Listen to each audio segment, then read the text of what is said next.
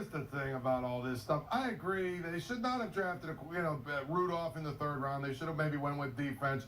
But that was not really what Ben's point was. He threw that out there to get it started. What his point was it's been a couple of months since we've talked about Ben.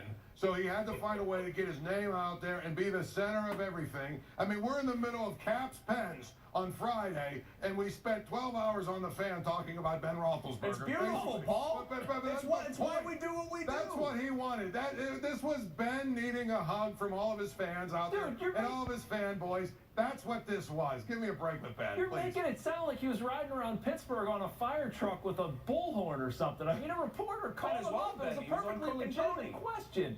Did you hear the whole entire interview? I heard he all went of on, it. And he used I think I'm still the starter. I mean, maybe he's their guy. Listen, I mean, come on, Ben, this is Ben. Ben is the best at making sure that the story is about him.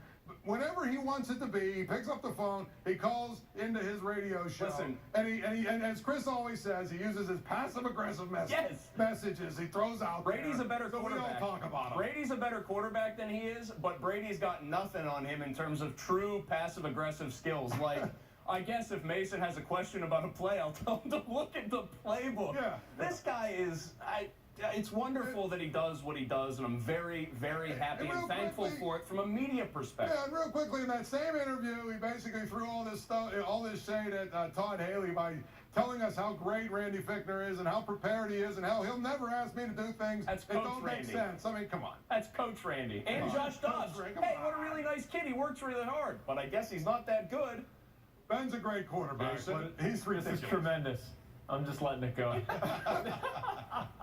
Well, it all started with Ben saying a year ago that he might go year to year.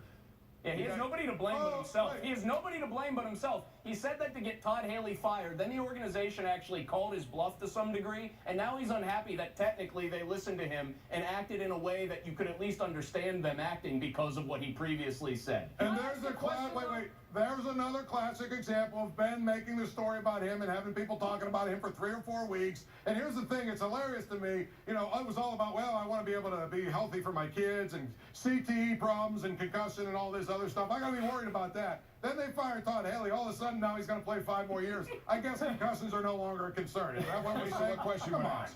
Jason, what did you want to ask? I was just curious why this is such a big deal. Like, why are these quarterbacks automatically having to cater to younger players? It's okay. I mean, they're not the morality police or something like that. I'm fine if Ben doesn't want to help Mason Rudolph or Joe Flacco doesn't want to help this guy. Ben shouldn't want to help him. It was just the way you went about it. As is always the case, it's hilarious vintage Ben. We got to go to